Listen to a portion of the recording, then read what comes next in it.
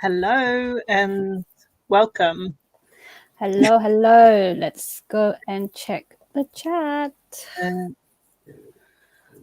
and tonight, it's a bit of Bisaya. I learned a Bisaya phrase, maayong gabi. Say it properly. Maayong gabi. Gabi. Always a fail. Maayong gabi. Maayong gabi. Right. Okay. So we are live. So hi to the lurkers on Twitch. Hi to the lurkers on YouTube. We're just gonna wait and for welcome. people to stroll in. Yes. Let's see. Gonna check.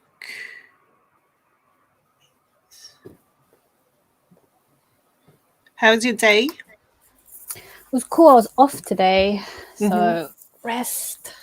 Oh, yeah. You? Yeah, it's been all right. Just working. Working from home. Yeah, working from home. The normal now. It's not even like the normal. I wish I could work from home. I know. It is like you know it's going to be weird when we go back to work. Yeah. I think that's going to be, and like most people that I know, they don't really want to go back to work, not full time. Like they were like, oh, I can probably go back for like half 2 days half, a week. Yeah. But not well, like they said it's quite productive. It is, and I think a lot of companies, like my company is quite old school, so they're like quite old, and I think they were not against it, but they didn't really believe in the whole work from home thing. But now most of them, they're so used to it as well, and they've realized that it actually works. People are productive, and people. I think we had this discussion before that people are actually going to give up their office spaces and save money. Money on that. And some people, like we were given funding from work to buy, table, because everything has to be like it is in the office, like ergonomically. You have to be able to sit right and like. So we were given so like a health assessment at home. Yeah, exactly. Because it has to be the same because legally you're employed by that company. You Swedes, man, always think of the smartest. You always think of the smartest things all the time. Yeah. So, yeah, but I think I think we should get started?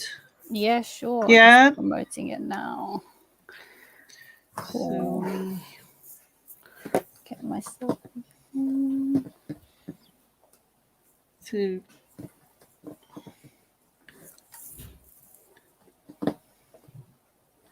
Cool. All right. Good evening, everyone. Good morning. Good afternoon, wherever you're watching in the world. We have international listeners. Yeah. Like I said, hello to the lurkers. If you don't want to chat, that's fine. You can just Hi, watch. Sandra.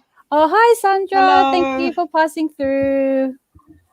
From Denmark. Got a Dane there. A Danish Filipina. So we're international here today.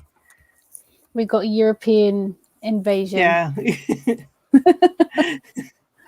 So yeah, I'm Tanya, aka Hugatera Diaries, and together we host this little chat show, Sira Sira, and I'll let Sam do the introduction for our lovely guest today. So, go away. I'm being disturbo. So I'm Sam, aka Buhay Taglish. I run Buhay Taglish page. I'm located in London. So our next guest, we were following each other for a while.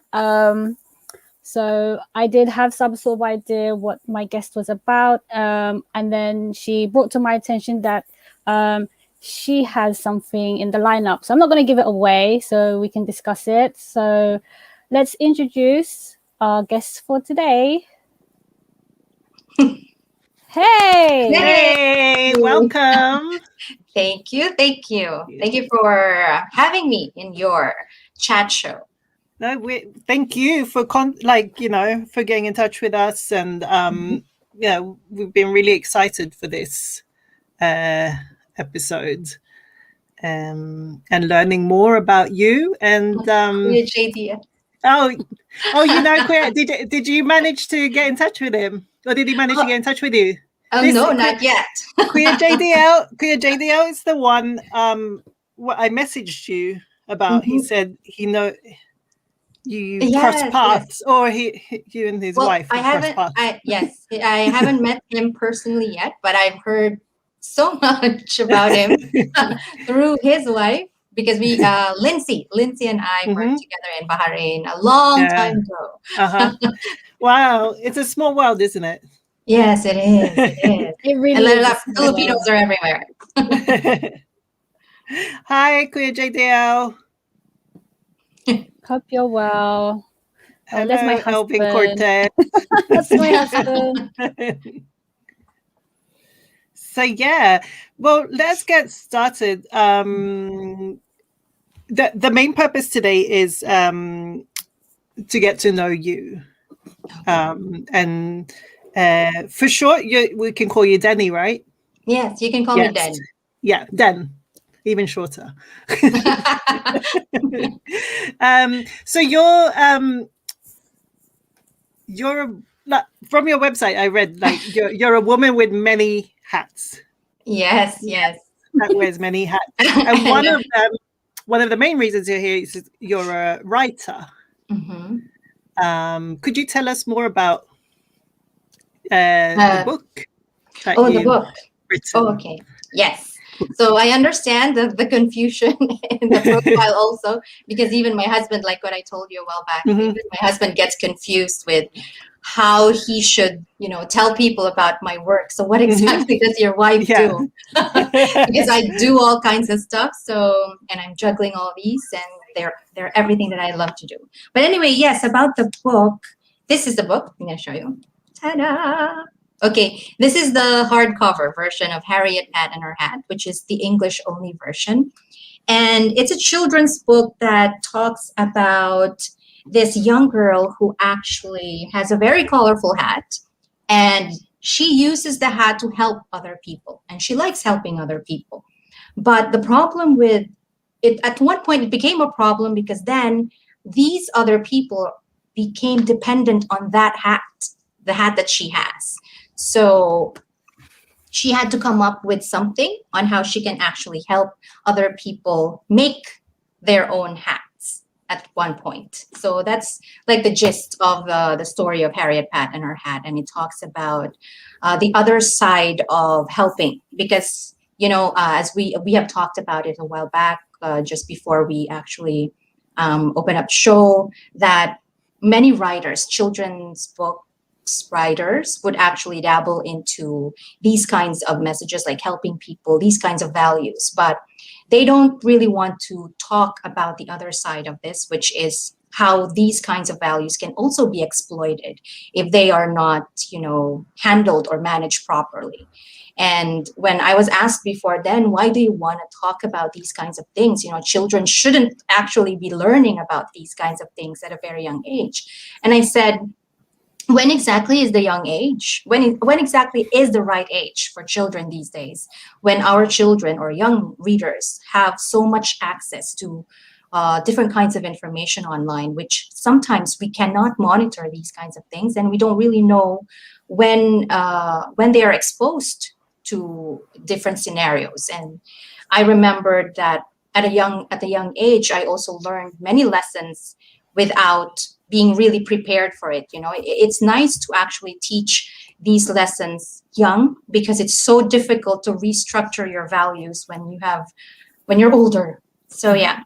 So that's why I prefer to write books about messages like this one, the exploitation of help, or diversity, which is a very much a big issue now, because I'm injecting messages of diversity in this book also. And my next book will be about depression, which is also quite important these days, most especially now that because of the pandemic, many young people are affected, deeply affected by this scenario that we are in. So it's very interesting that you say that. One of our first episodes, we spoke a lot about toxic positivity. And it's very interesting that you say, like, I think from an early age, it's good to learn to accept certain emotions and actually dealing with those emotions and different scenarios. And I think Sam can agree with me, like, this is what we're trying to instill into our kids as well, like for them to learn to be in touch with their emotion, both negative emotions or negative, but and the positive ones, but knowing that everything isn't always going to be on a high. And I think it's a very important message and a very important thing to teach our kids, because we come from a generation where we were taught to keep it all inside and like not really talk about these kinds of emotions. True. And it's good to introduce children to these kinds of messages. And the best thing about children's books is you can actually convert these kinds of messages, heavy topics, into more relatable or easier to digest for children, make it more playful, and then with the guidance of an adult, of course. So exactly, and written in a way that they can understand and they can comprehend, like what's trying to be. Because then the kids will ask questions around it. Yes, true. And this is also because Harriet Pat was also not just designed for children. I actually created it for my dad, for my father, because I think he was the biggest Harriet Pat I know. So, and in that sense, I dedicated the book for him, and I based this story to what I've observed with how he was living his life. And then also, I know a lot of Harriet Pats. I always tell this to other people. In fact, when I was writing this book, I was thinking of several other people also who were like this character. So sometimes I ask them, so what do you think? Are you a Harriet Pat, or are you a member of the community? So it's something to think about. Right. Yeah, that's a good way of putting it. Yeah. And like Tanya said, we are trying to install that on our kids. And I think now with such a high technology generation, I think parents are trying to revert back and go back to basics, books. And, those kinds of ways of getting information out there. Yeah, because it's scary also, the way how the access is great, because now we have all these resources that we can just read, and we can add more to what we know, our knowledge. But then it can be dangerous at some point if it's not handled or managed properly, especially for the children who probably don't know, not really know any better, but may not understand it, or are not seasoned enough to understand the nuances of all these complexities of life somehow.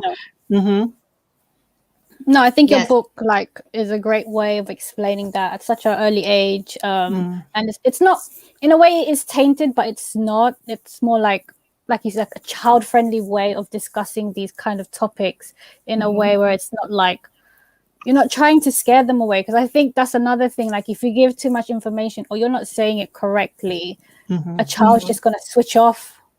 And what you were trying to do in the first place is just gone through one ear and then out the other.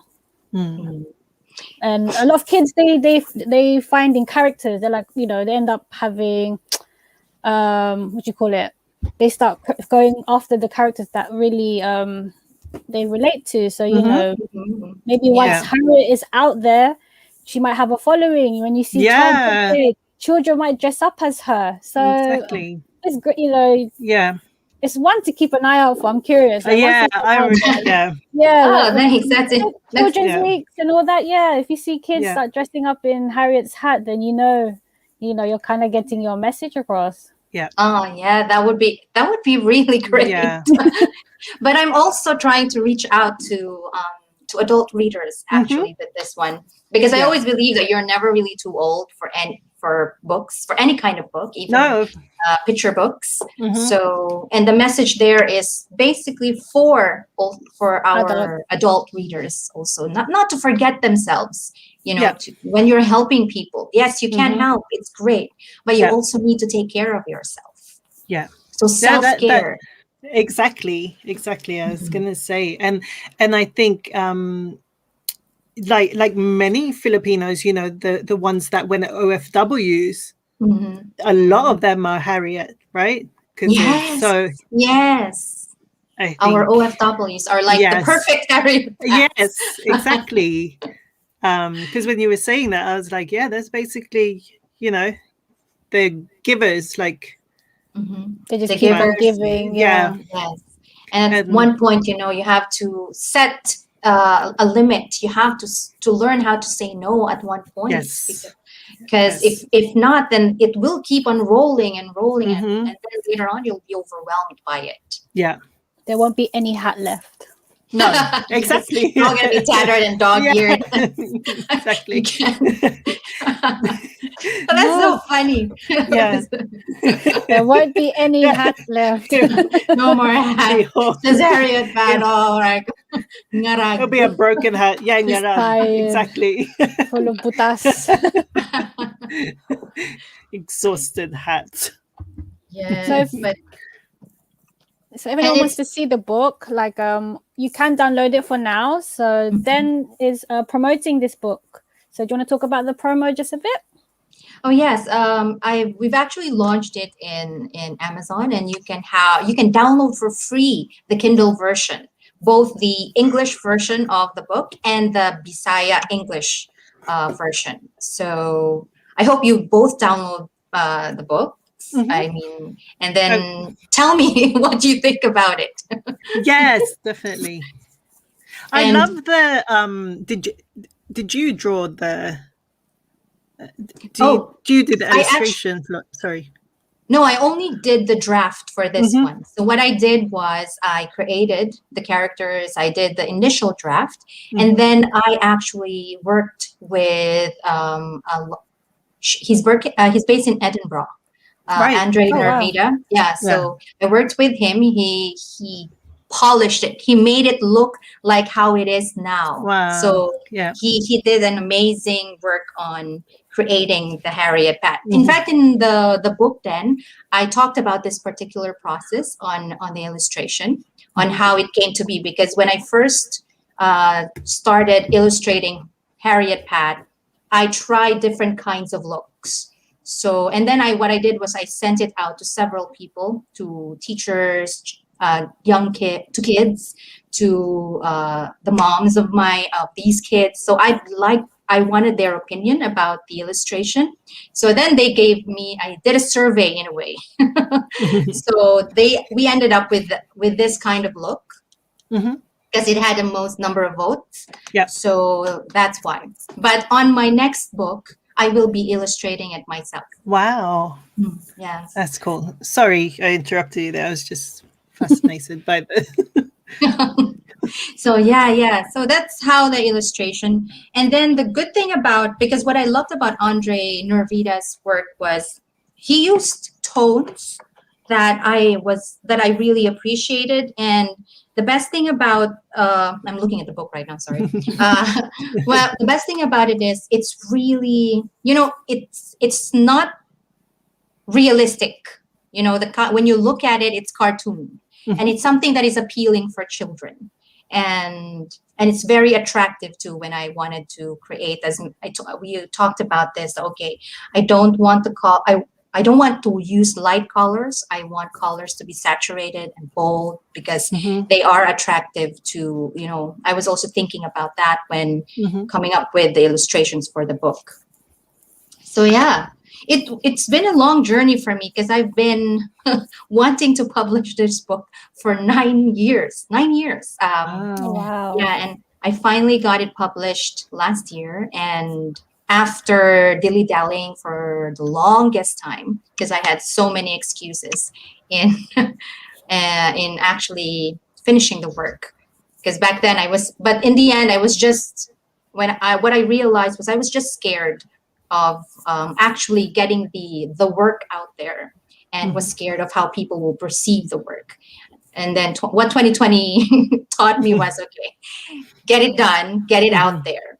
Because, life is too short. Anything could happen. I mean, we didn't expect. Exactly, yeah. So I'm glad in that sense that I actually got to publish and get this out, and people know about the story. So it's been cooking up for a long time. Wow. No, it's really good. I mean, as you said with illustration, like, it can appeal to both children and adults. Like, an adult wouldn't say, "Oh my gosh, I'm reading a child's book." They could say, I wouldn't question the graphics. Like, oh, maybe this should be a child. Like, it's adult friendly. Like you said, the boldness of it really catches the eye. Yeah. Yeah. Like, and let me just preview one page. I won't give enough. I won't give away. Let me pick a nice page. Because let me see who has. And in the book, then also you can see, because some people would actually send me photos, and I actually encourage people who actually have copies of my book.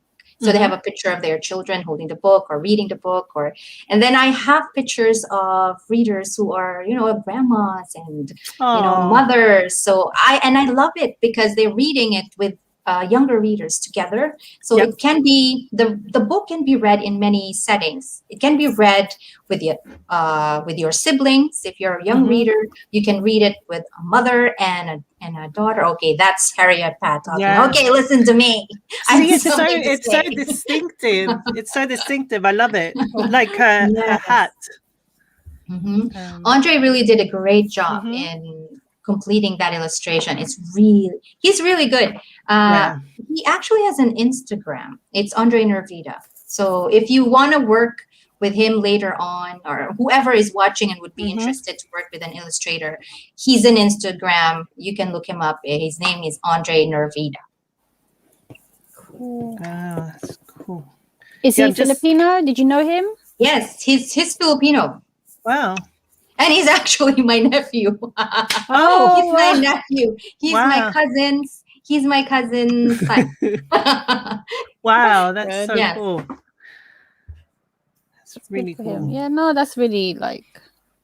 I'm just flicking through the pages. Yeah, so am I. I'm just. No, like if I show a page, I don't want any text. I want people to go and find out for themselves. Exactly, because we don't want to give away too much. I think that's the only page without text. Andre, you said. Have a look. Yes.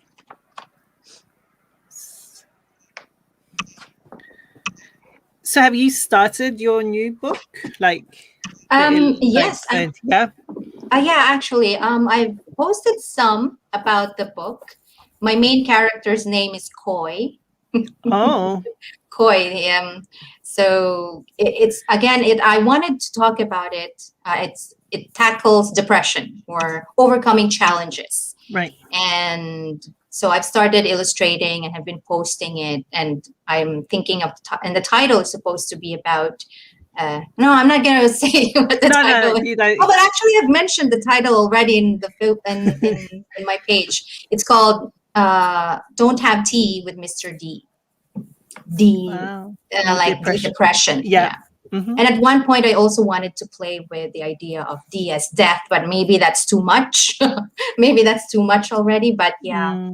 So Don't Have Tea with Mr. D would be the next book. And it talks about Koi's journey of overcoming different challenges. But the challenges are, little challenges that you see every day that we tend to take advantage of.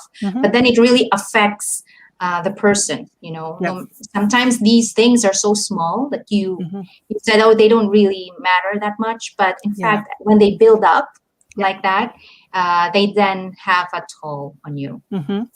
Yeah. And I'm sure it's very relatable to a lot of people. Hopefully. I'm hoping that a lot of people will be able to relate to the message and understand the message and appreciate it and, reflect on, because this is what I really want. When you read the material, I want people to reflect on the message also and try to compare it with what their experiences are, Yeah. And the best thing is, sorry. No, carry on. No, I was just going to say that both books will still be in rhythm and rhyme. So it's still rhyming. Right. I was going to say, is there a theme apart from the rhythm and rhyme? Do you want to talk about emotions or situations, or is your third book you're going to flip 360 and make a fictional book? Or are we looking ahead? I'm not really about the plans in writing a book. Is that what you're asking? Just are you looking to stay in that theme? So now you talked about people taking help for granted, and the next book is about depression. Would your third book be along those lines? Yes. I would actually be. My focus would be on messages that.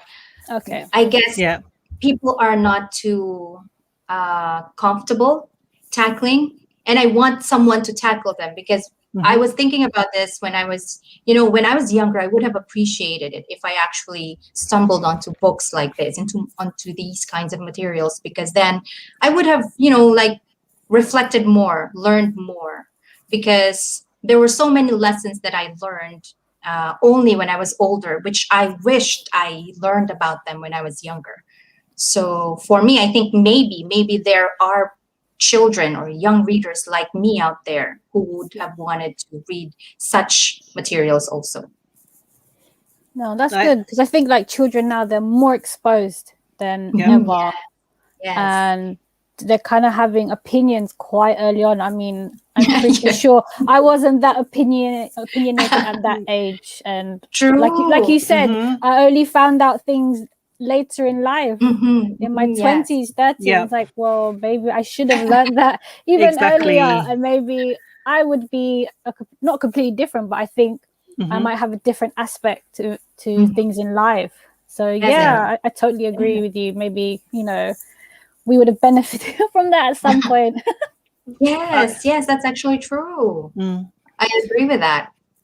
It's so true, because also with these books as well, it's like you educate someone who doesn't understand. There's some people that still don't understand depression as a mental illness. They just say, oh no, you're just a bit sad today, you'll get over it. And I think it's understanding, okay, this is how a person, I don't know the whole content of what that book's about, but this is how a person can feel. And you were saying those little things that they can sort of make a bit, up. Exactly. And, especially in Filipino culture, they'll be like, oh, maarte ka lang. Yeah. And it's like, no, there's something wrong with me. It's I'm like not magdasal ka lang, dasal mo yan. And then it's like, Yes, that's actually true. Because I guess it's our culture, the religious culture is to, everything can be answered by prayer for most families. And in that sense, yes, prayer is very helpful, but you also need to actually try to do something for yourself. Exactly. Right? And it helps if there's action. Physical action is also different from actually projecting something in your head, like a concept that you want to work on. Action is also different. So Sandra said a good point. Might have felt more normal if material like that was available when I was younger. Oh, okay, yeah. So I guess I'm not alone. No. We are not alone. No, I guess we're kind of like that generation is like, oh, this is what I needed growing up.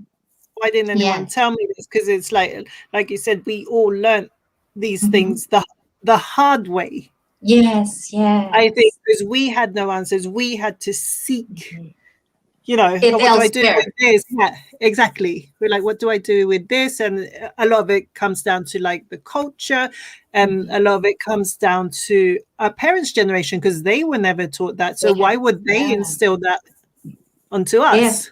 They have a different upbringing Yeah, also, and the exactly. time was different back then. Mhm.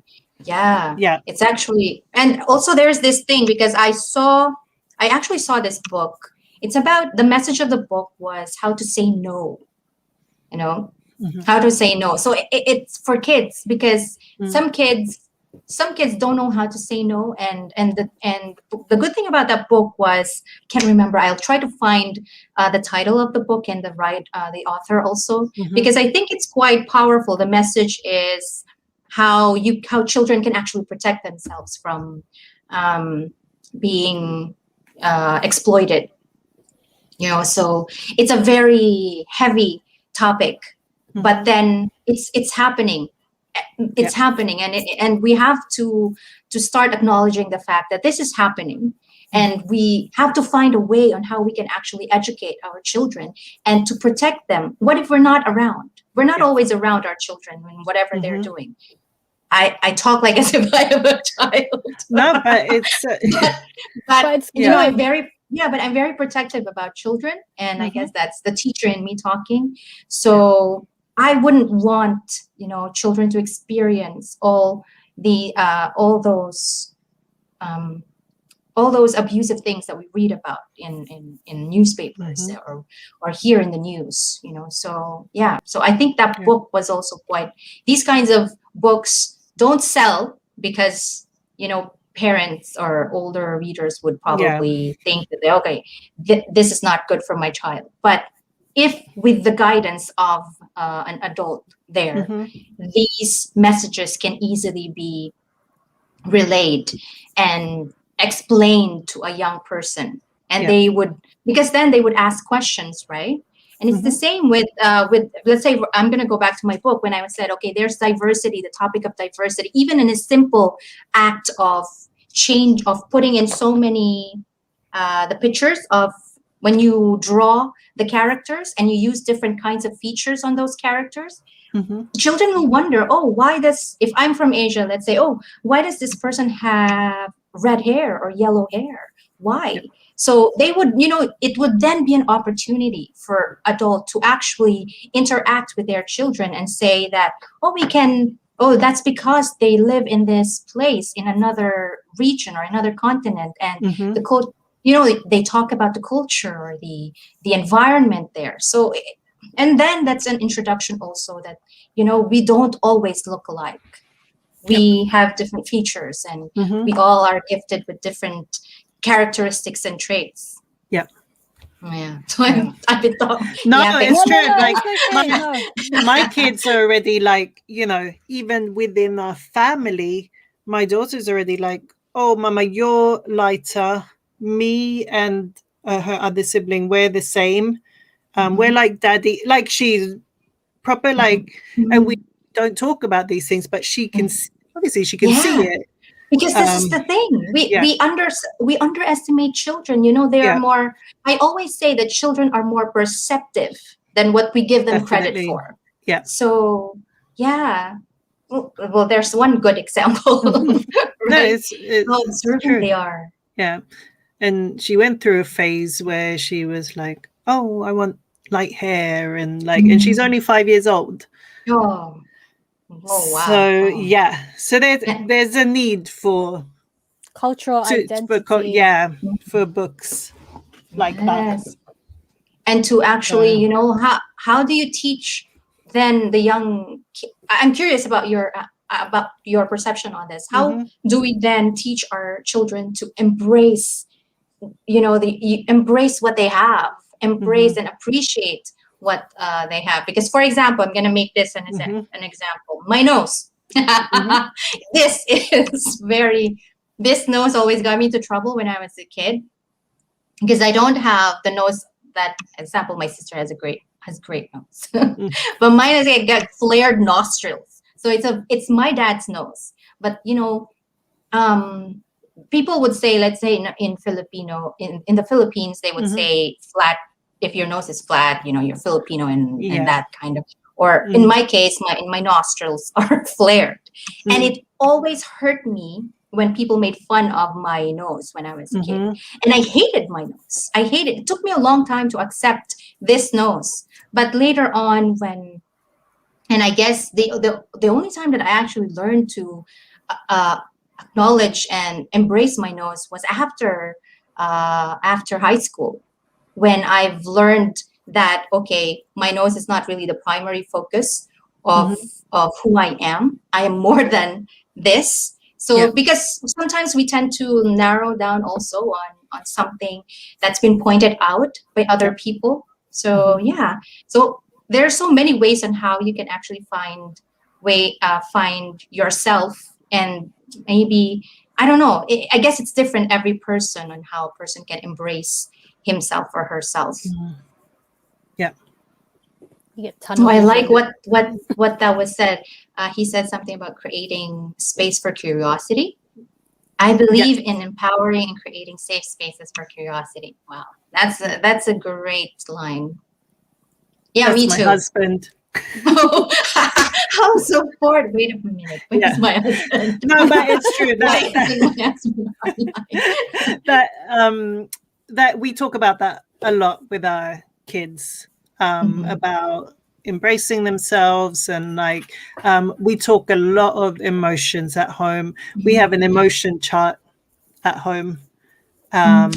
Emotion chart. Yeah. So like if they, we ask them, it's just really simple.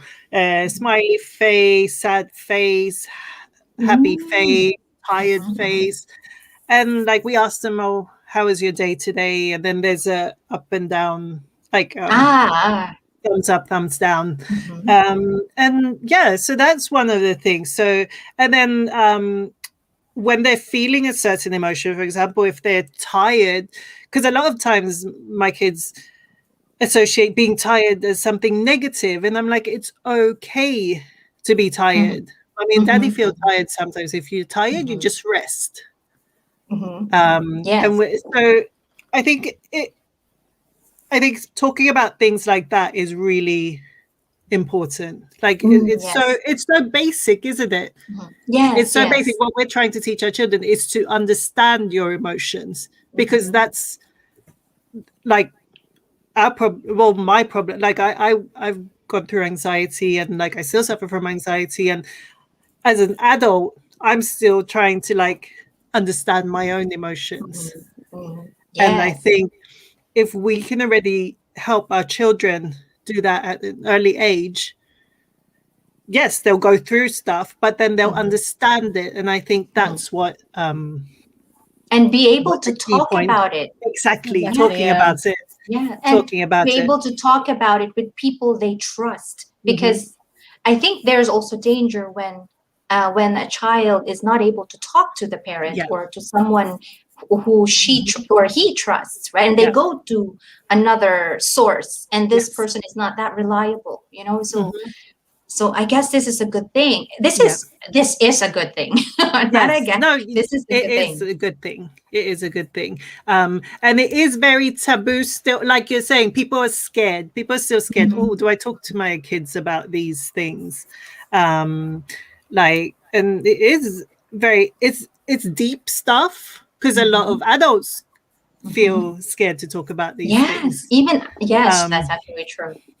So, but I think it's so important to talk about it. And to just get it out there, and also to help children realize that it's okay to ask questions. So if you have questions, ask. Because also for me, I grew up with this mentality where I can't ask questions, especially do not question the elder. The adult exactly. is right. Do not make that mistake, because there's many scenarios. One, they might think that this is what was in my head growing up. You get and either you are doubting the authority, or you are stupid. You don't, you will give that kind of impression, and so you just keep it to yourself. So, and then if you question, because you're doubting authority, then of course there's what will follow, which is you will be reprimanded or no. Yeah, exactly. Like you're disrespectful. rude to your parents.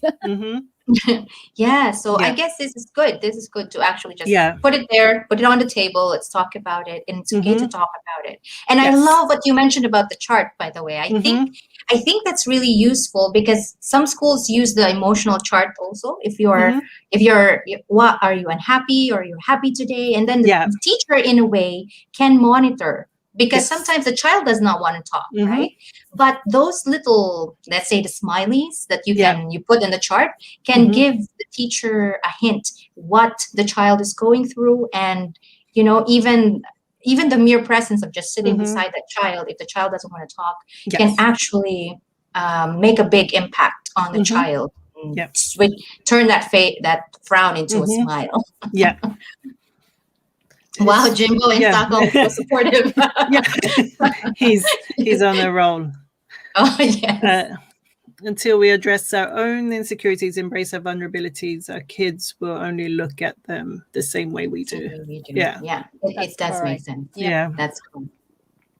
I think like our generation and the next generation, we should try. We're not going to break the barrier because it's impossible, but we can try. And we can help our children know what to do in that situation and guide them. Because for example, with Tanya and her anxiety and teaching her kids will probably understand the situation a bit more, and it will have an effect on them as an adult. Because not that I want it on her kids, but if her kids go through anxiety, they can say, okay, this is how my mom dealt with it, and they will be like, I thought that was okay how mommy did it, and I'm going to follow suit. Whereas before, I'm pretty sure our generation, we just kept quiet, or we cried ourselves to sleep, or we just told our best friend, and your best friend just spoke back to you, and it never left that conversation. True. It's so true. Yeah. Oh, this is really great. Yeah. Great talk. It's see what just the topics from your book has led to what we're talking to now. So I think it's really important. Like what you're bringing up and what you're doing is so important.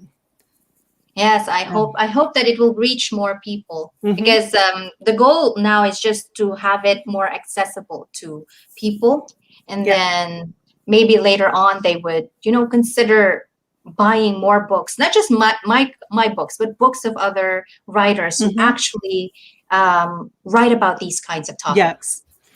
There's actually a book that I bought for my kids. It's also about it's about emotions, listening to your heart, and something about when I'm scared, what do I do?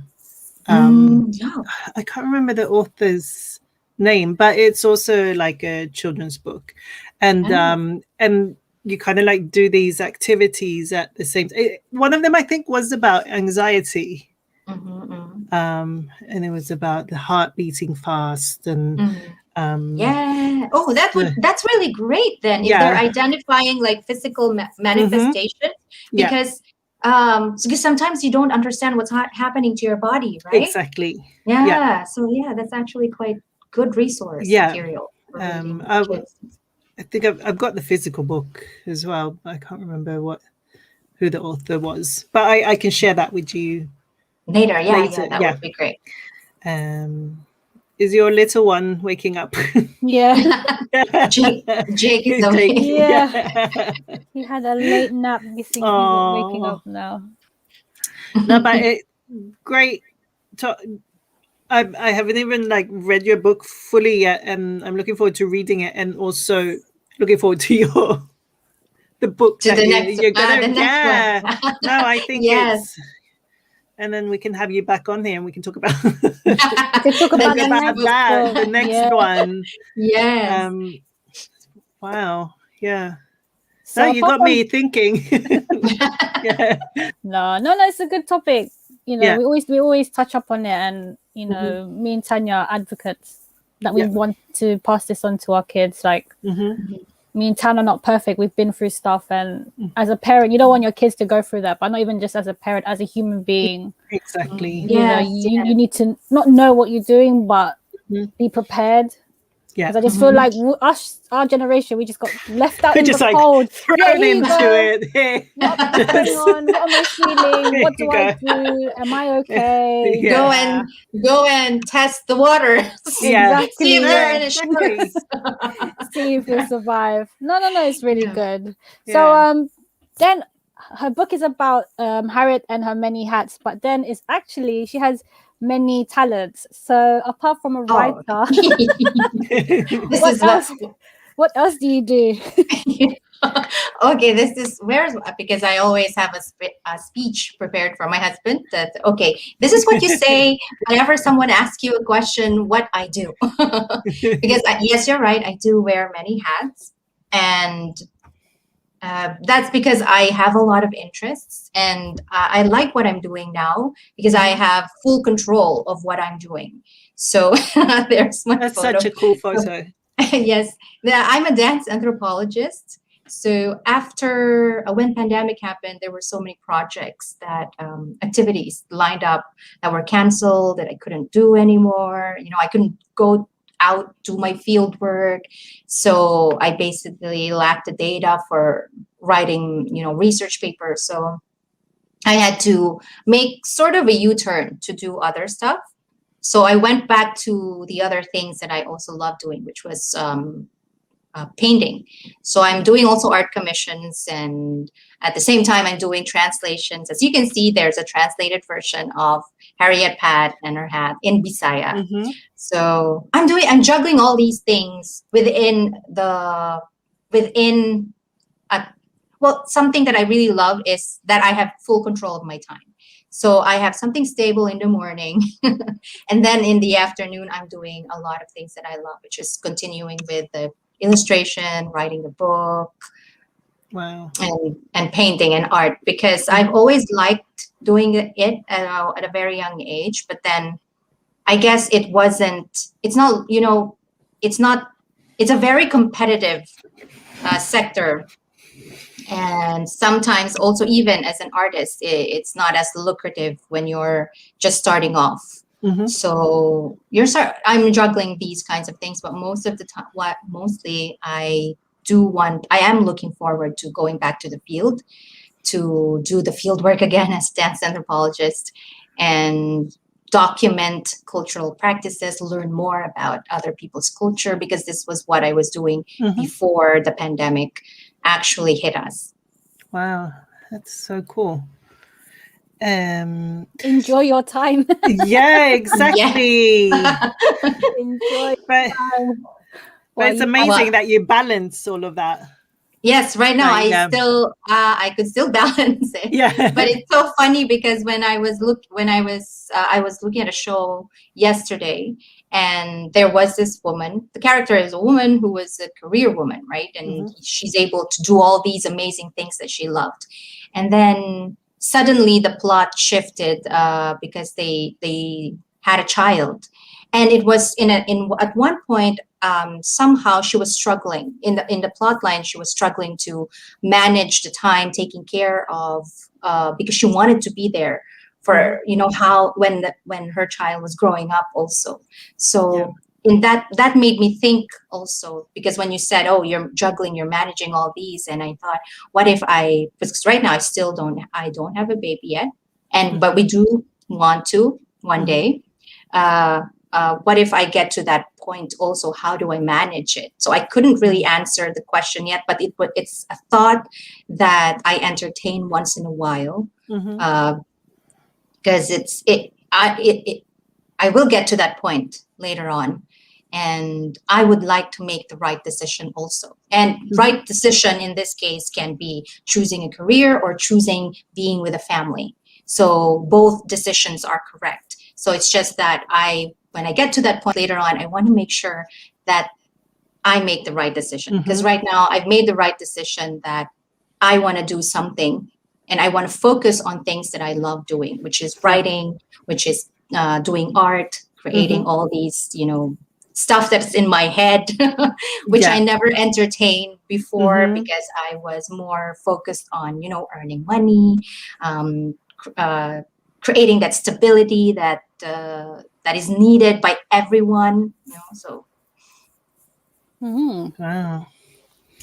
I think that I think when you come to that point as well, I think that's when you make that decision. Decision. I don't think you can decide that in advance. Yeah. I think it's kind of like, I know, you can't. And you make it work. I think somehow even though you find a way to balance things, because you're saying that these are the things you love. So I think you'll still keep those things, but just take that as it take as it comes. That's what they say also, because sometimes when I ask my friends who have children, and they said, you take it one day at a time. So that's what they always say. Parenthood is all about you just make it work. It's just make it work. As long as everyone survives. Exactly. That's it. Everyone survives. Yeah. Exactly. But it must be tricky, right? It can get tricky at one point.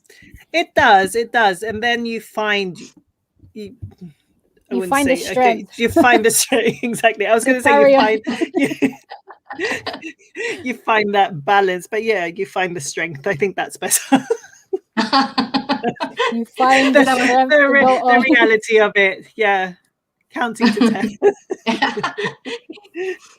So wow. But so you're based in Serbia, right? Yes. That's like everyone's like, where are you? Because I think when Sam told me, I was like, where? Serbia? Obviously I know where Serbia is, but I was like, in Serbia. I was like, are you sure? Like oh, but I have a little confession to make. I mentioned this also to some of my friends, but I just realized, because when I first heard of Serbia, I was in my head immediately, I was thinking Siberia. And and Siberia is in Russia, right? And I had this notion, and I only corrected this when I actually took my master's and I was in Hungary, and people kept mentioning Serbia, because it's right beside Hungary.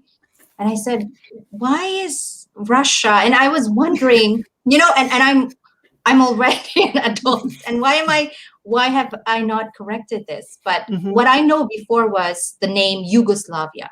Yes. So I just never got over that name, because when it was being taught in school, the name was still Yugoslavia. So that got stuck.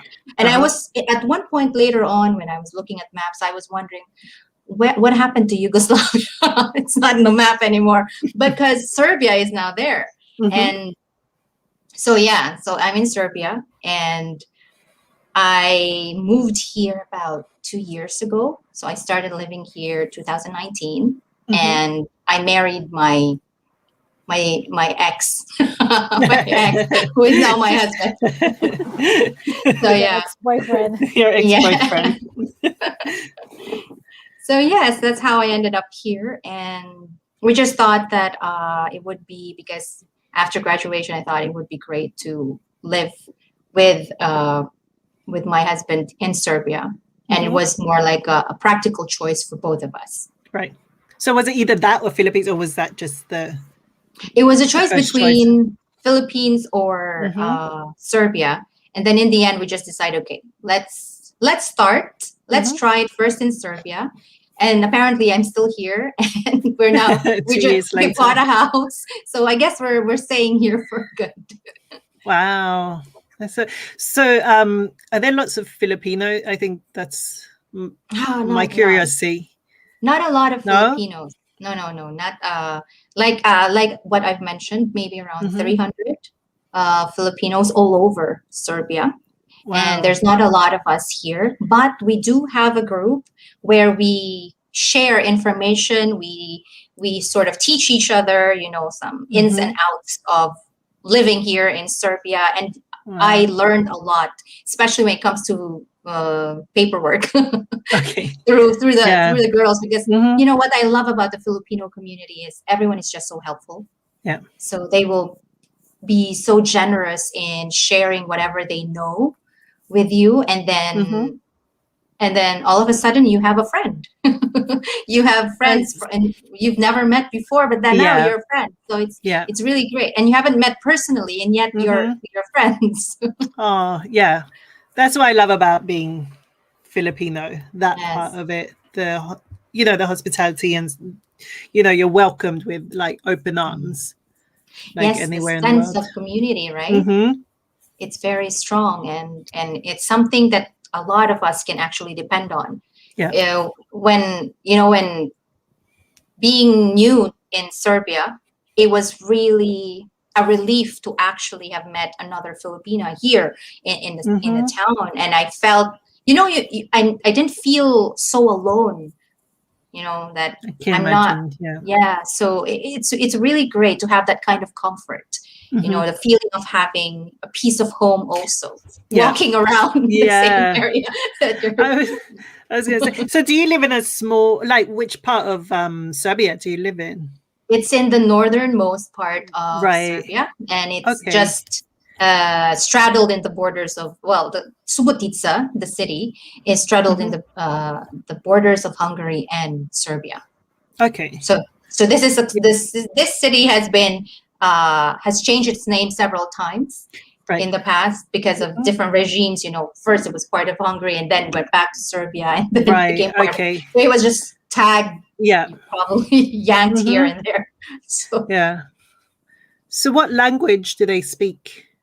Serbian. It's Serbian. Yeah. Okay. And they have Cyrillic. Mm-hmm. Do you speak it? Oh, not as fluent. But no, actually, no. I'm not going to pretend. Okay. I know some really basic words. And I've been reading, and I know the Cyrillic now, but I still I still need to work on it. Because geography lesson here. Yes. So if you could see where's Subotica, where's Hungary? It's a northern part. Northern Novi Sad, it's higher than Novi Sad. So Hungary is there. Oh, it's not there in this particular map. Right. But it's right there. If you can see, there you go, Subotica. Oh, okay. So you're like right by the border there. Yeah, and then the school that I went to was in Szeged. So it's just, neighbors. It's just about 30 minutes. It's a 30-minute drive, actually. It's very close. So you can actually go to Hungary in just in an hour. Wow. Depending on the border, the police, if they're not going to give you any trouble, you just pass through, then you're fine. Right.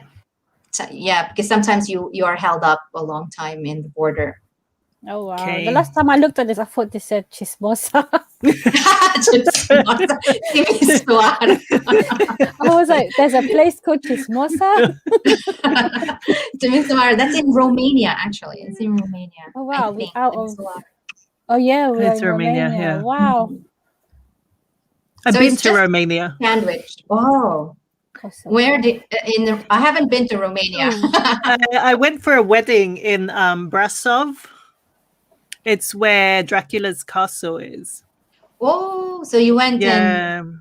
Oh, it's so interesting because I have a friend in the program. She's Romanian. And then I was going to tell her, oh, I'm really interested to go to the castle. Yeah. And because it's, it's what we know. It's what and it's really interesting. Yeah. Yeah, it's interesting. But then her face just, there's more to Romania than the castle. And I'm like, okay, because I understand what she was trying to say, but I felt, like, okay, yes, you're right. There's more. But yes, I would love. Yeah, I would love to see that castle. It was cool. But it just so happened the wedding was in Brasov because my friend's husband is from that town, and it was just like nearby. So I had no clue where it was. I was just going for the wedding, and then people were like, "Oh, let's go to this castle," and I was like, "What castle?" They're like, Dracula's castle. And how was it? It was cool. It was really cool. It was a bit like, eerie. Is it like how it is in the movies? I'm curious. I mean, it's not as like. I mean, when you walk into these rooms, because it's like it was kind of eerie. Yeah, it was kind of eerie. And I would no, but I would literally like. I was like, I had my cousin with me. I was like, you have to come with me into this room because I don't want to be there by myself. Because it was just like, and it was so weird because it was like it started raining as well. Oh, my like dark clouds. Like it was just weird. It was weird. But then all of a sudden you would see someone lurking on the side. See, that's why I was like, nah. Do you see some panikis? Yeah. Flying about. Oh! Yeah, the bats. Oh my gosh. No. Oh, okay. But it was a cool experience. It was really like, I'm happy I was able to go for that with the bawang. Boy bawang. I had boy bawang with me. Boy bawang. Like the cornic. Well, I miss eating I'd share it. I would share it. Well, what do you do for Filipino food? Like, because it's not. Yeah, I make do with whatever is that can serve as closest to the ingredient. Yeah. So I'm not able to capture the exact taste like how it was back home, but it's close to that. Yeah. So that's better than not having any at all. So I'm happy with that. But some the Filipino community here have actually been talking about the Filipino shop. There's someone who's selling Filipino stuff. So and they're also starting the Balikbayan box, and cool. This is good. Yeah. This is good initiative because I'd like to take part in that too. The Balikbayan. Oh, it must be hard. I couldn't imagine going somewhere. Actually, no, I lie. When I lived in Philippines, I was craving for English ketchup because it's so different to ketchup. I was like, I just want ketchup, and my auntie was like, Heinz ketchup. I was like, no, I want English ketchup, and I went to what was I craving? I just miss home. Because you probably have the banana one, right? Yeah, there was the banana and the sweet one. I want Heinz. I wanted mashed potato, and they were like, I don't know what you're talking about. We'll give you French fry. We'll give you French fry. I said, no, I want mash. And they're like, oh, Wendy's. But I said, no, I want English mash. I was like, I can't believe I'm craving mash. It's so weird. But luckily we found one of the stores in Mega Mall. I mean, they were selling it for a very expensive price. Yeah, but I was like, please, Tita, I want it. I've been here for 2 years, please. Yes. Like one item. It's so funny how we carry all these with us, right? Everywhere we go. We bring it with us, and we always look for it when we are far away from it. Exactly. But when it's right there in front of us, we tend to take advantage of it. Right? Yeah. Oh, I'd like to go to Serbia at some point. I mean, yes, come. I've seen the pictures. I'm looking at the pictures now. I mean, it's not something that would pop to my mind, but like meeting you, I'm like, wow, like it's really I think it's underrated. Serbia is underrated because not a lot of people. It's not mainstream. It's not a mainstream place to go to. But I think people should really see it for themselves because there's a lot of things that you can see here and experience different kinds of activities also because in every place they offer different kinds of things. Yeah, because this neighbor Budapest is only becoming more popular now. Yes, also because of know about Budapest. Yeah, Budapest. Yeah, and Budapest is the best thing about Budapest is it's a hub for traveling. Airlines, you get really cheap flights if you fly to and from Budapest. So I think that's something that maybe Belgrade can work on. Kind of looks like Sweden. It does. Some part, like when you're flipping through there, Wait, this looks like my town. Where is this? Serbia. Okay, it's in Cyrillic. Now I'm gonna be tested. Your Oh, wow. Say it's a dam. There's actually a lot of things. I haven't really seen most of Serbia, just Novi Sad, Belgrade, just the major cities. And I've been bugging my husband to take me to the places that I see some foreigners are posting. Right. Because here in Serbia, there are like foreigners living in Belgrade, foreigners living. So there's this different groups that that I actually like to take part in, because you do get lots of news and they share their experiences, so you learn from those too. So yeah. No, it's a country I want to go to at some point. Yeah. I think I need to explore Europe more now. Yes. And the good thing is Serbia is sandwiched by other countries. So you can just travel maybe by car, going to other countries also, and it will be easy for you. Is English considered one of their main languages, or do you need to know the language? Here in Serbia, there are English-speaking Serbians, and they will actually, when I first arrived in Serbia, because I was living in Hungary then, there were more, I tend to be able to communicate more in English in Serbia than in Hungary. Oh, okay. So, yeah. But I'm not sure, but that was my experience. I'm sure other people, I may have not met, the people who actually spoke English, but in terms of my experience, it seemed like whoever I asked questions in English to, they would respond to me in English also. But in Hungary, they would end up, no English. Something like that. Like, no, like they don't want to talk to you, so. It's like, or maybe I don't know. We don't no really English, know no English. Their reasons. Lost in translation. Oh no! So you didn't really struggle when you moved to Serbia then? There is maybe because I started because I haven't been living in the Philippines for quite some time, and but I was still living in Asia.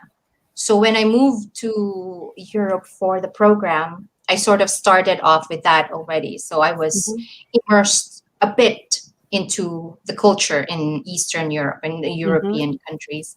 So, but that was still different. The experience was still different because, the mindset was, this is just a program and it's going to be temporary. And the mindset changes when you decide to live in a place permanently. And of course, you will look at the place with different sets of eyes. So it's different. I struggled also. I had some experiences. I'm not going to mention where I experienced it. But I had some experiences in Eastern Europe where I was discriminated. So this is a reality also for us, for those who want to live in another country, because you can experience different things, both the highs and lows of living in a foreign country. And unfortunately, well, not really unfortunately, because in a way I learned from the experience. In that bus station, they refused to sell me a ticket. Wow. And and I was so angry because I have experienced being discriminated before, but it was always subtle. It wasn't like outright in your face being discriminated like that. So at one point, when I was told to step to the side again for the third time, I've already raised my voice and asked the person who was being where the ticket was given to, that why is she selling you a ticket and not me?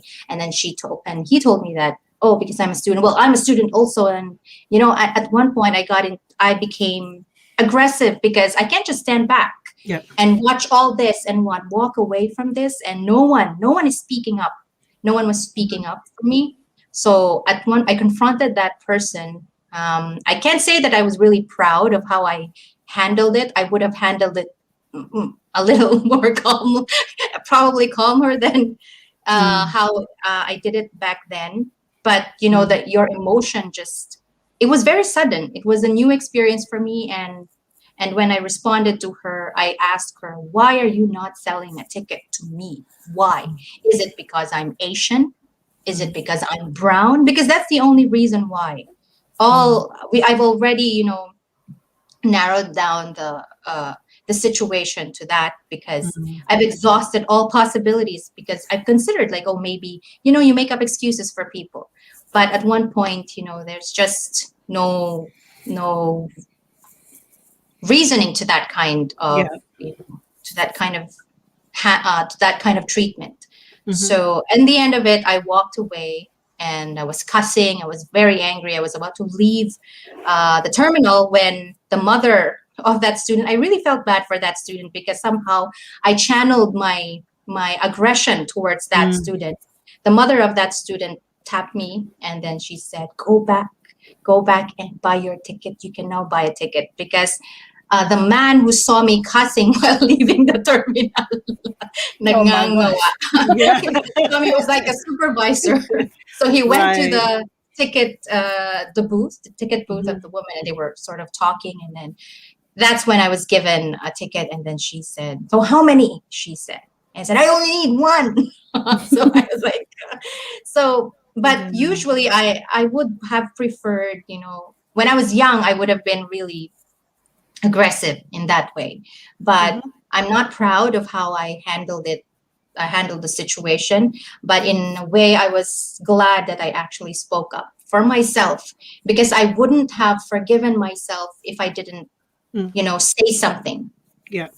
There are things that you need to give to yourself, and that was one of it. So yes, there are those kinds of experiences, and little subtle experiences also every now and then, because like any other country, wherever you go, there will always be these group of assholes who are sorry. There will always be no, don't worry.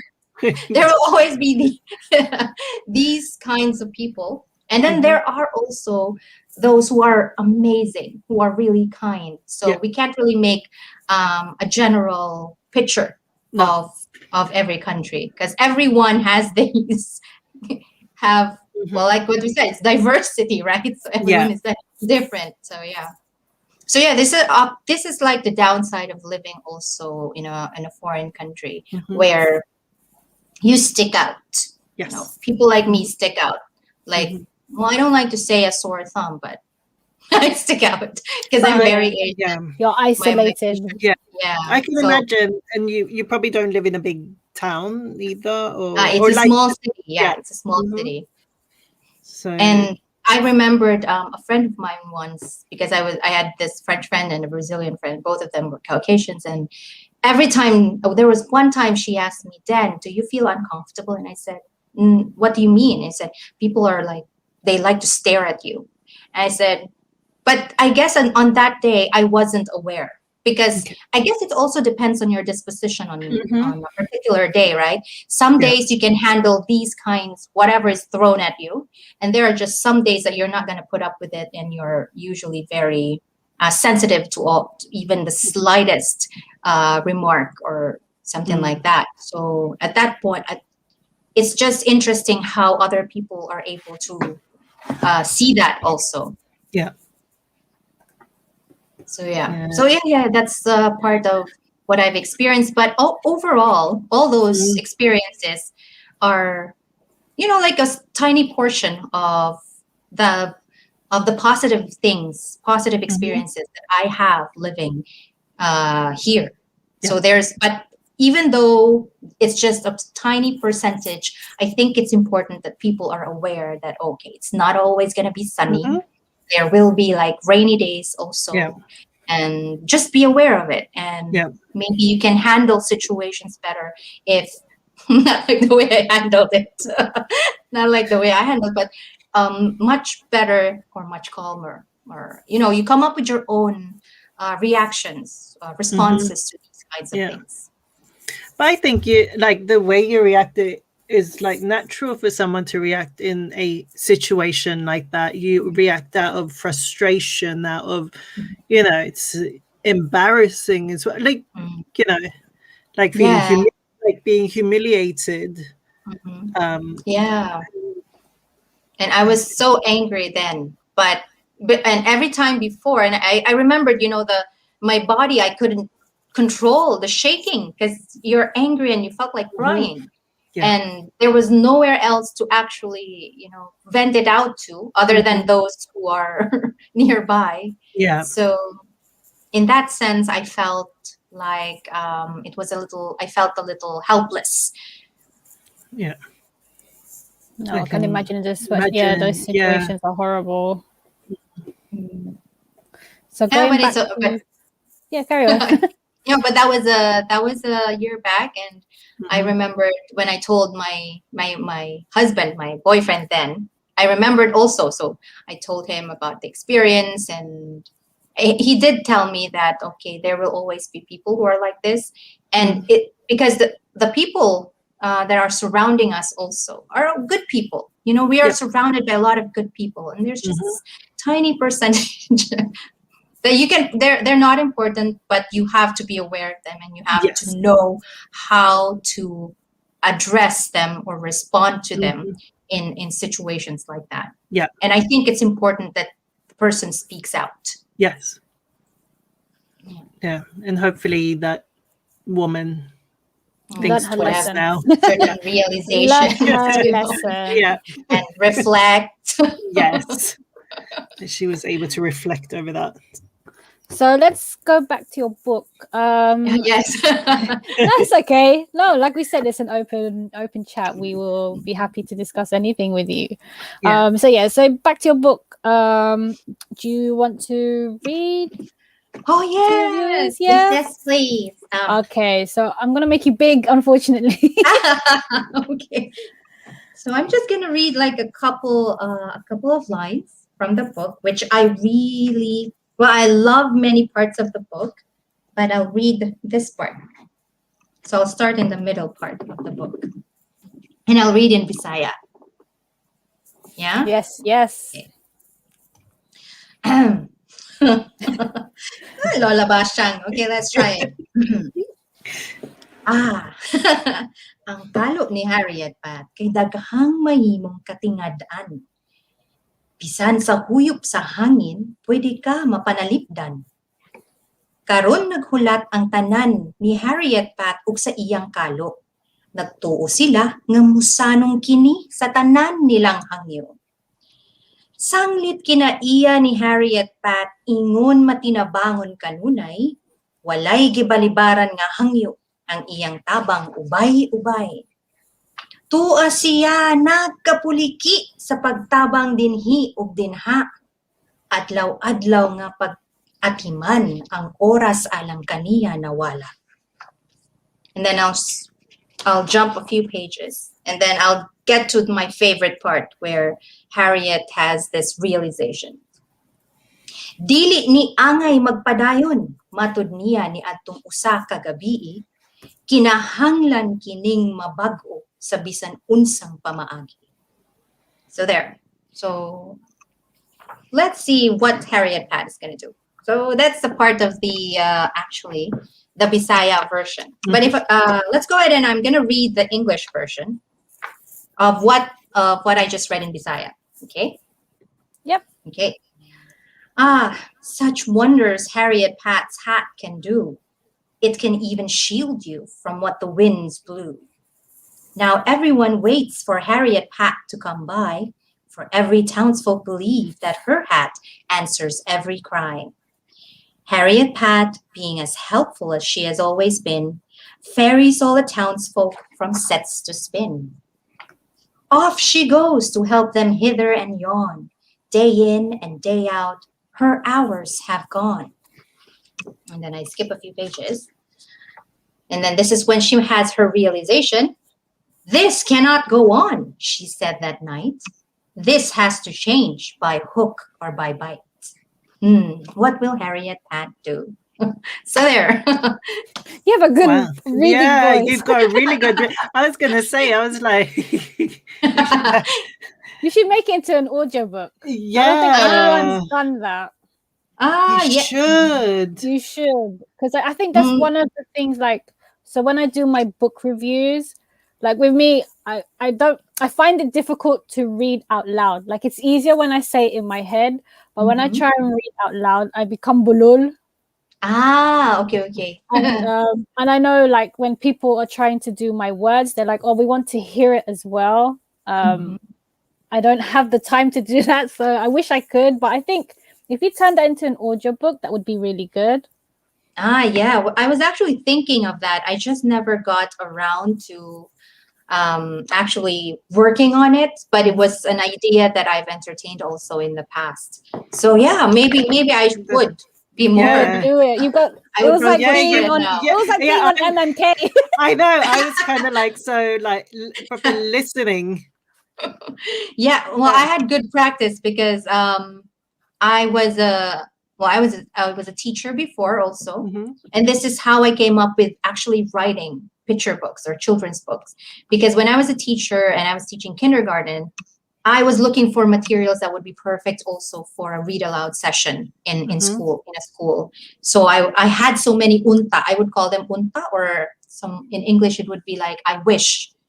I wish the book was bigger. I wish the book was colorful. I wish the fonts were, bigger also. And at the same time, they're using certain kinds of fonts that are friendly for children, that they can identify the letters immediately. So I had all those kinds of things in my head. And that was how the idea of writing a picture book actually started, because of this need to have something. Okay, let me go ahead and put all my untas into one and try to create a book. So yeah, so I had good practice reading to kids. That's so good. No. Yeah, you have a good reading voice. I was captivated. Yeah. Thank you. I felt like I was on carpet time. Yeah. Even when you were reading in Bisaya, it was still like captivating. I was like, I don't really understand. I don't know what part you say. Well, yeah, exactly. But it was still like, it was very soothing, like your voice, and it was nice to listen to. And that's now encouraging me to continue, to really try the audiobook. You should do an audiobook. But yeah. Yes. I'll consider that now. You were telling us earlier as well that you decided to translate it to Bisaya because there wasn't. You probably know a lot about this too, Sam. Like what's been translated from English to Tagalog or Bisaya. Yeah. Yes, because the thing is, what I've observed is that I don't really have access to Bisaya materials, or maybe I'm just not looking at the right places, or I haven't been connected to the right people yet who can probably course me to the path where I can actually check all these resources. But the point is, I'm trying to look for these materials, but I can't find them. And if I do, there's not a lot of these materials, reading materials that are written in my native tongue, Bisaya. So I wanted to contribute to whatever is in the database at the moment and I wanted rhyming books to be available for young readers and written in Bisaya. Because when I was young, I loved rhyming. I enjoyed reading rhyming books. And so I thought that it would really be interesting to have that accessible now for children who speak Bisaya, and to be able to read materials that are written in Bisaya and are written in rhythm and rhyme structures also. So yeah, and that's why I worked on the translation. And the thing about the translation in Bisaya is Bisaya has many variations. So when you talk to another Bisaya speaker, it's fine. It's a conversation. We don't really nitpick on your grammar, on how you express yourself, right? But if you put it into writing, that's when it becomes glaring, where, this kind of Bisaya is different from the Bisaya of this other person who is also a Bisaya speaker. So the variations are it's a bit tricky. It's a tricky process. So what I did was, because I didn't want to isolate the other variations, and I don't just want to focus on Subuanon Bisaya, which is Cebuano Bisaya. I wanted to acknowledge also the other variations of Bisaya. So what I did was I actually talked to other colleagues and friends who spoke Bisaya, who are coming from other regions to take a look at the translation and to also give their insight about what I created for the translation, because I wanted them to give their say on it. I wanted because for example, there was one friend of mine who said, oh, we don't actually use this particular word here, it sounds odd. So I actually acknowledged that comment, because yes, I want to make sure that when the book gets to that area, or someone from that area would read it, they can still relate to it, and like does not feel like, oh, we're not considered in this variation. So yeah, and I've been lucky enough to have all these really generous, amazing people who gave their insights about the translation, and we were able to come up with the final translation, which is si Harriet Pat Ugang Iyang Kalo. Wow. No, that's very good. Yeah, because like with my book reviews, so I came across one book, and I traced the publishing company, and they actually pointed me to another company. So they kind of had more of a collection, and like you said, there's not a lot of books in different dialects. Like I was brought up on Tagalog, but my husband's Ilocano, so I've only found probably like 3 or 4 books. Yes, it's not a lot, and obviously the rest of the books are Tagalog. But it's a good point, a good thing that you are actually trying to sort out the text. I mean, it's the same with Tagalog. It's okay when you say it, but when you put it down on paper and then you read it, you're actually, that doesn't look. There's so many variations, right? Variations. And like my auntie, she's not my blood relative. We just made her a part of the family. She's from Cebu, and so I always go back to her because she teaches English in Manila, and I'll be like, Tita Dang, like, is this the right way? And she's like, no. And I'm like, to me, it's okay. And then when she explained it, I'm like, okay, like you have to be careful with, how you write, Tagalog, and like even with her, like, so I'm trying to do learning maps, and I wanted to do Cebuano. So I've actually got some nurses that are new from Cebu. So I've asked their translation, and then I've gone back to my tita, who's a teacher, and she's like saying different things, and I'm like, okay, I need to be really careful. Yes, because they have their own variation. All I'm asking is, what is my name in Cebuano? And I've got 3 different versions, and I'm like, okay, I need to like sit down and figure out. Wow. But it's good that you research on that, because especially our generation, like especially for me and Tanya, we're mixed. We only have one parent to fall back on. And we studied in Philippines a long time ago, and I doubt I remember any of my lessons. Exactly. And to read all these things, it's like, is that right? Am I saying it right to my son? Because obviously he's just going to rely on me, and I have to make sure it's correct. So like, but I really appreciate that you work so hard to translate your book. And it's good also that this has happened.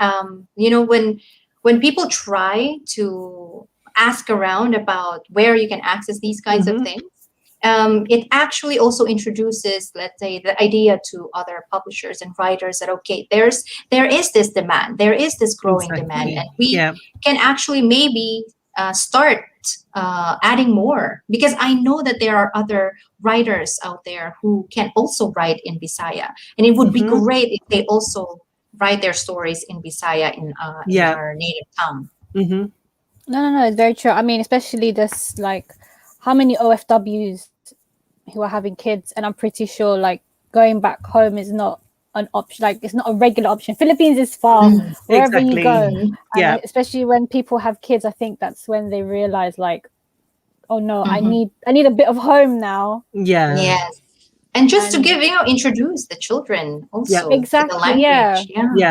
Like my son, like he has a shelf full of books, and I know for a fact my mum didn't invest in Filipino books. I don't know if they were a thing back in the day. Probably wasn't. But I didn't even think about when I had my son. I knew I wanted him to learn Tagalog. Mhm. I just didn't know how I was gonna go about it because I got shipped to Philippines. I don't know if I could ship my son away.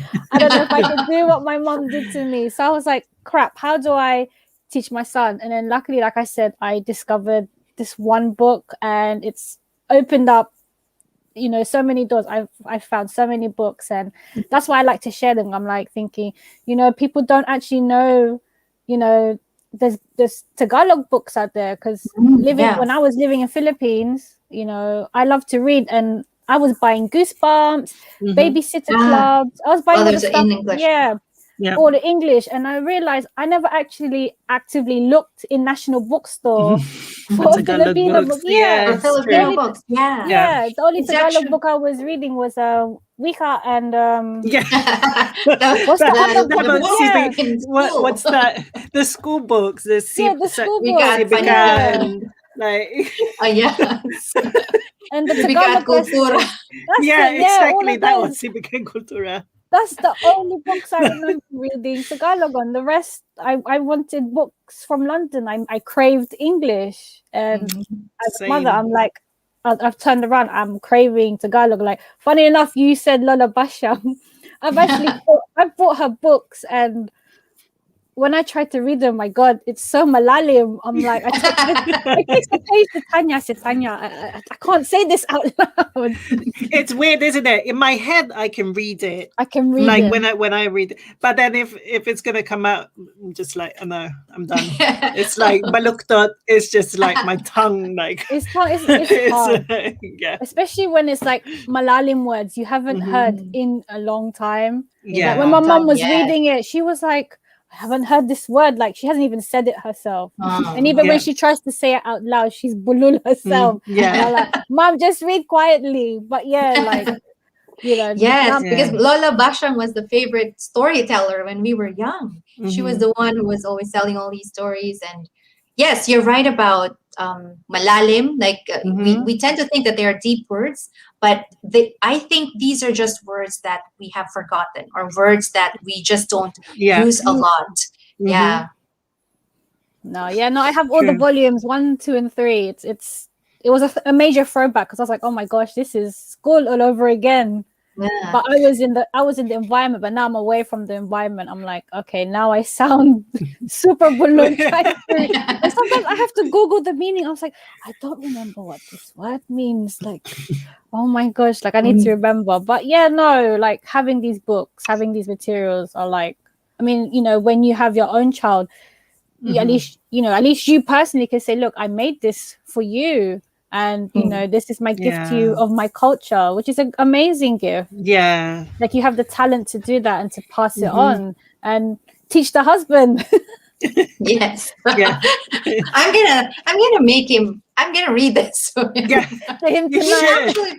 Actually, I'm also a bit irresponsible in a way because he really wants to learn Bisaya, and then I have just been lazy, you know. And what I've been teaching him are more like conversational Bisaya, like survival Bisaya, and sometimes they're not even the nice ones to say. It's just that the perfect words to say when you are to react to a certain situation, you know, like. And so I've been lazy in that sense. So maybe I should like read him a bedtime story and say, hurry up, read that every night. Yeah, you should. Or we can have a Lola Bashang session and you can read to us. You can read to me. Oh my God. You read to us. I won't be able to read it. Oh my God. I'll be so slow. Read out loud session. Yeah, but there's no Lola Bashang now. I mean, is there? No, there's no Lola Bashang now. Like, and at least like the generation version of Lola Bashang. No. There's no. But that would have been really nice also for the kids now to actually be introduced to Lola Bashang, or at least they sort of relaunched the show again because it was a really good show. Yeah. No, the books are deep though. They're really deep. I still haven't finished it. I bought them probably 2-3 years ago. I'm still on volume 1. Oh, you have time. You have time to read them, and maybe you can also read them with Jake, right? Is he into? I read him the small books, not Lola Bashang.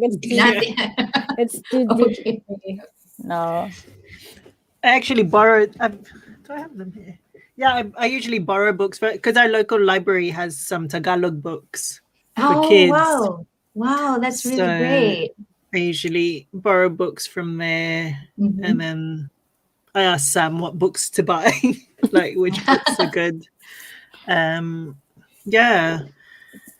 But you should speak to the company that I buy from Philippines, because they actually publish they sell a book by an author from London. So she's like you, she has an English version and then she has the Tagalog version, and I think they sell both, don't quote me, but they definitely sell the Filipino version.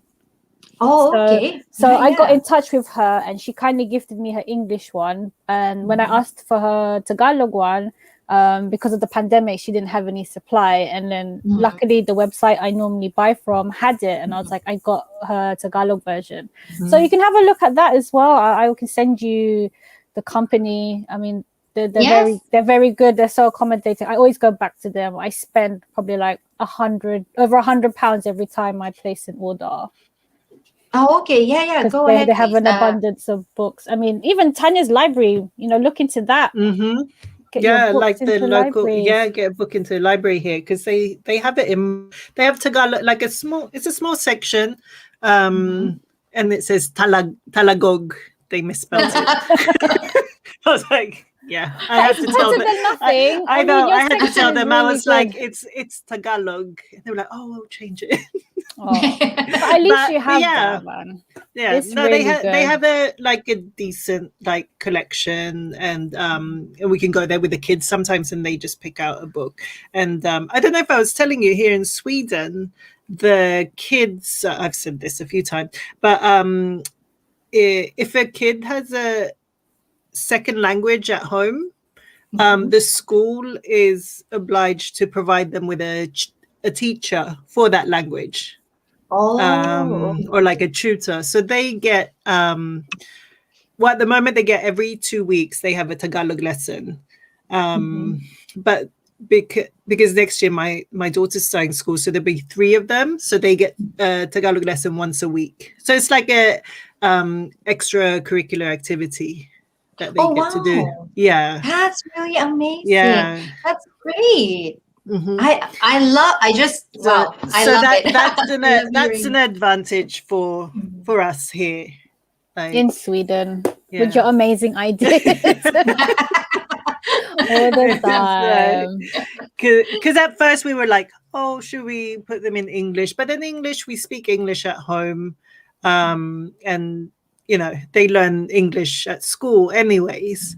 And we were like, Tagalog, that's more of a. And if they provide a teacher, why not? Yeah. Why not? Yeah. If there's someone available who can actually do it, why not? Exactly. Yeah. No, I think all the dialects are starting to come out now. Like I've noticed, like Ilocano's coming out, Cebuano. Like there's a few pages I follow, and what's the other one I follow? Is it Waray? Am I saying it right? Waray, Waray. Yeah, there's a woman. She does a puppet. And she teaches. Wow. Yeah, so I think the movement is happening ever so slowly. Yeah, I'll send you the links. You can have a look at please. Yes. Yeah. But I think it's starting now. I think people have realized really cool. that it's not just Tagalog. And true. Because if we've got 1,000 islands, I'm pretty sure we've got more than 170. Yeah, we've got loads of languages, dialects. So I think the movement, like you're just a small contribution in Europe, but in America, it's taking off. They're on it now. The Americans are on with the Filipinos. The Filipino community is so much. It's very active and alive. Yeah, in the US. They are. And I mean, like I said, like when you said you want, I had to double check. I was like, did she really say she was from Serbia? Did I miss that? And I was like, oh wow, I was like, that's really good, like. Because obviously we know the common European countries, Spain, Italy, and it's nice, like you're somewhere that's not common and you can shine a light, like not be a representative of Serbia, but to say like, look, there's Filipinos here. Yeah. You're everywhere. This is actually quite interesting because there's a show called Ilustrado. I think they are based in the UAE, and I sort of contributed something of life in Serbia, like a little video actually. Okay. And they just showed it in last Saturday, and they feature Filipinos living in these in different countries all over the world. Wow. So and then there was a feature also. Of course, for me, that would be Serbia. And he said the same thing of what you just mentioned, that Serbia is not quite well known. It's off the beaten path. So it's good. Maybe it's finally time to talk about Serbia, because not a lot of people know about the country. Yeah, it's true. And it's so nice to get your perspective of someone that's come from the Philippines and you first in Hungary and then you end up actually moving to Serbia. Yeah, because it's I guess it's different. It's a different experience if you actually, let's say you're a Filipino you come from, your parents, let's say one of your parents is Filipino, and then you were born overseas, versus someone who was born and then moved to another country. So the person's experience is different. And also it might, I guess they have different ways of addressing or managing what comes their way. No, that's good. Yeah. So we would like to round up the show, but before we go, I'm just going to promote your stuff. Yeah. Okay. So we're gonna go on Amazon. We're gonna go on Amazon first, so people know where to find your book. So for our English readers, this is where you'll find her English book. So like she said, there's a short promotion, so there's a free downloadable version of her book, but it's also available in paperback if you're that kind of person who likes to hold the books. I know there's people like that. I know it's a thing. And then we'll go to your second, the translation of the book. So any Bisaya Cebuano, make sure you are typing it in your language. I mean, it does come up, I think, if we put your name in, and then they can see the books, the two books. So yeah. And then we've seen your website. So if anyone wants to follow her on Instagram, she is on Insta. You can stalk her. Yeah. So that is her username. Yeah. Okay. Yeah. This is, so I've been posting a lot of dancing stuff. And art and and the eggs. Easter. So if anyone wants to follow her, she'll be updating more about her book. I love this one. Sorry, the one with the Asian hate one. Oh, which one? The one with the heart? Yeah, the cartoon with the heart. Yeah, I actually. Did you draw that? I sketched it because of what happened in the US with that incident, and I just felt like people are angry. Yes, people, and I think it's important that we educate ourselves. It's all about orienting people and making them aware of different cultures, because I think that's what's lacking. And of course, there's just some usual sketches, doodles that I do there. So there's a close-up of her book. This is the hardcover version of the English version. Yeah. Oh. That doll, did you make that as well? No, actually, no. Okay. The doll, if you could, I don't know, I think Jenny, she's actually a Filipino, also based here in Serbia. And she makes these kinds of dolls. So I was actually thinking of collaborating with her in terms of creating dolls also, because one day my dream is to actually have like my own bookshop slash event center. So I'd like to be selling all kinds of stuff. Right now, I'm selling different kinds of items also in the book den, but this is something that I also want for myself, the doll. Yeah. No, that's good. I mean, people are now looking into toys that look like their kids now. Yeah. Definitely. That's what. Oh, so that's the trend now. Rather than blonde hair, blue eyes. Ah, yes.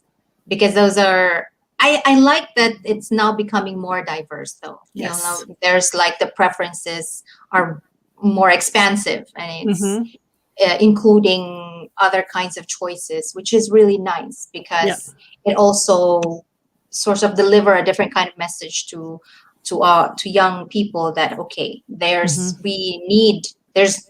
there are different kinds of people with different kinds of faces who are coming from different cultural backgrounds, and it's it's important to acknowledge every one of these people. No, that's true. That's so true. Okay, I'm not sure what it is. So thank you for coming. Yes, thank you. Thank you for getting in contact and highlighting a book. I would definitely review it. Yes, thank you. It has a really good message.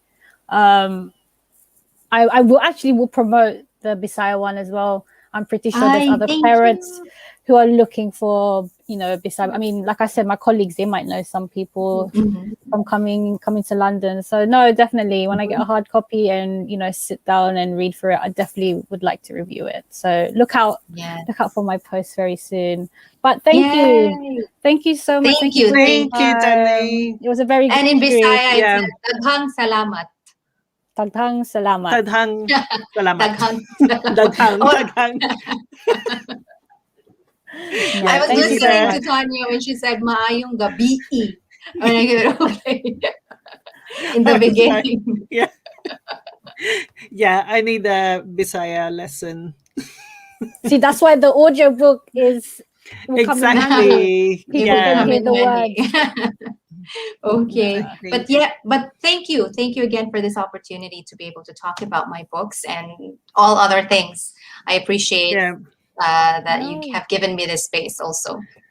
We really enjoyed this chat, and I love the conversation we had today.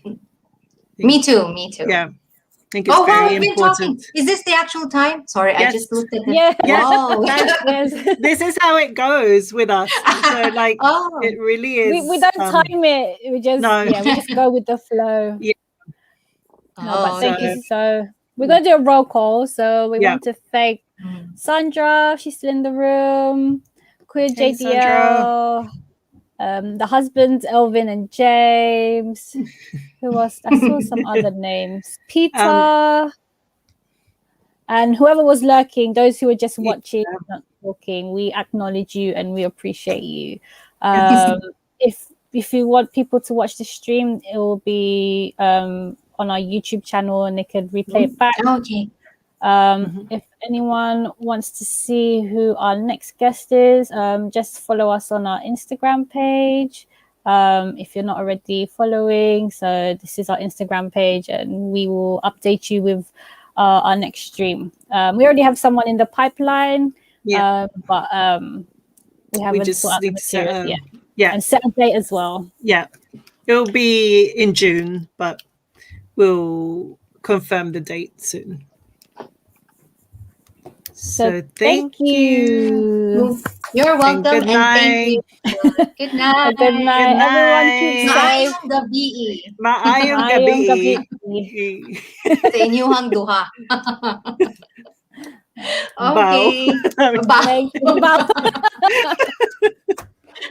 All right. Good night. Thank you, girls. Bye. Bye.